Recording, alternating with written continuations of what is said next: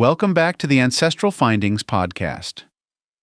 Every family tree is built as much from absence as it is from presence. Names, dates, places, and relationships draw most of our attention, but they are not the whole structure. What often shapes a tree more than anything else is what is missing: blank space.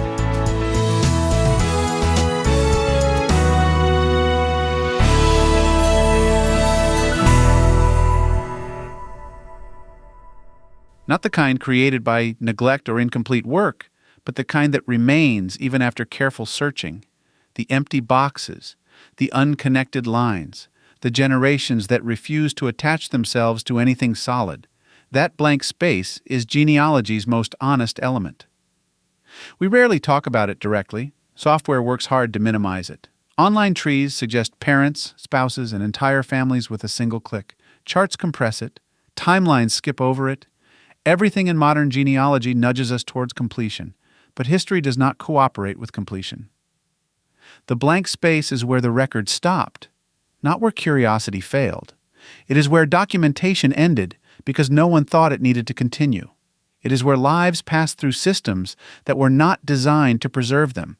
It is where paperwork was never created, never saved, never indexed, or never survived. That space is, I don't know, rendered visually. What gives it power is that it cannot be argued with. You can debate interpretations of records. You can revise conclusions. You can replace theories. You cannot replace silence. Silence is final in a way documents are not. When you see a line end abruptly, you are not seeing a mistake.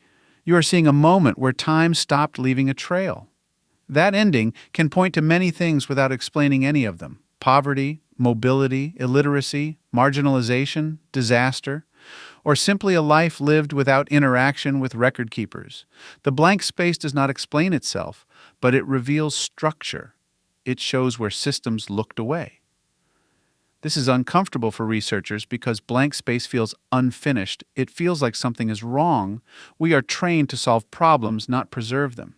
An unanswered question looks like an invitation to fill it, even when the fill is artificial. That instinct creates some of the most persistent problems in genealogy. A blank space tempts us to smooth history, to connect similar names, to assume continuity, to accept what looks reasonable. Over time, those decisions harden into certainty. The blank space disappears, replaced by something that looks solid but is not. What is lost in that process is honesty. An empty space tells the truth more cleanly than a guess ever could. It says, "This is where the record ends." It does not claim more knowledge than exists. It does not pretend completeness. There is also something revealing about how differently people respond to blank space. New researchers often feel urgency around it. They see it as temporary, something to be fixed. Experienced researchers learn to read it. They begin to recognize patterns in silence. Certain populations disappear from records earlier and more often. Certain time periods grow quiet without warning. Certain locations produce detailed documentation for one generation and almost nothing for the next. The blank space becomes a diagnostic tool. It shows where history thinned out. In that sense, I don't know is not passive. It is active evidence. It tells you where to stop pushing and start observing. It reminds you that genealogy is not only about reconstruction, but about limitation. Not everything that existed left a trail. Not everyone was recorded equally. Not every life intersected with institutions that preserved memory. The blank space also resists narrative. It prevents the past from being shaped into a clean story with a beginning, middle, and end. It interrupts the idea that family history is a straight line of progress and continuity. Instead, it shows fracture. And fracture is closer to reality. When you allow that space to remain, you are making a statement about how history works. You're saying that the archive is incomplete by design, that memory is uneven, that some lives are visible only in fragments, if at all. There is discipline in leaving space empty. It takes restraint to stop when the evidence stops. It takes confidence to present work that includes uncertainty without apology. That restraint protects future research. It allows new information to fit naturally if it ever appears. It also prevents false certainty from spreading outward into other trees, other families, other generations. Perhaps most importantly, the blank space forces humility. It reminds us that genealogy is not an act of ownership over the past. We are not entitled to every answer. We are working with what survived, not with what existed.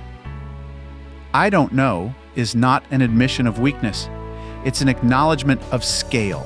The past is larger than any chart, database, or lifetime of research.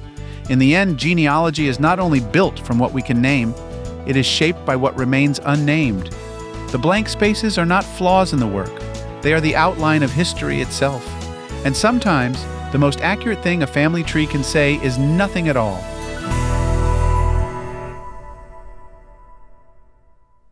If you've got a hard-to-find ancestor you're stuck on, I'd love to hear about it. Just head over to ancestralfindings.com and click on Contact to send me a message. While you're there, take advantage of our free weekly genealogy lookups. Explore thousands of articles and enjoy hundreds of podcast episodes. We've been helping family history researchers since 1995. And if you're looking for even more, check out our Genealogy Gold Q&A series over on Patreon. Thanks for listening, and as always, happy searching.